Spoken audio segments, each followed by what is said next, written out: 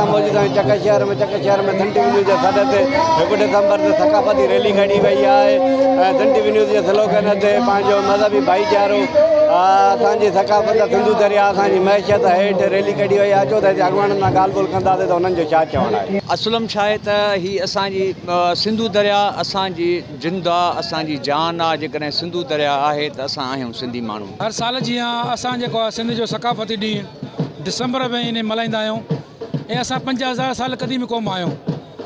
असांजो उन्हनि में कल्चर में टोपी अजरक थो अचे पियो, उन में पंहिंजा दरिया पंहिंजी ॿेट जेके अचे न सभु।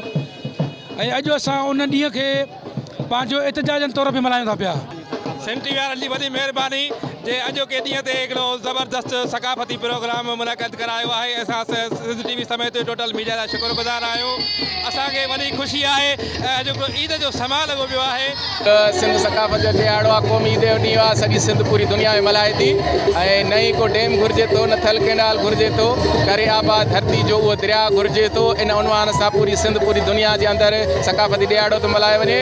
हा जी नाज़रीन, तव्हां ॻाल्हियूं ॿोलियूं ॿुधियूं हिते अॻुवाणनि जूं त हिते अॻुवाणनि इहो ई चयो आहे त सिंधु दरिया असांजी मैशियत आहे। असां अॼु हीउ जेको सकाफ़ती प्रोग्राम आहे चक में असां एतिजाजी तौर ते बि असां मल्हायो आहे। कैमरामैन जहांगीर महर सां गॾु Agha Shoaib Pathan, Sindh T V news check.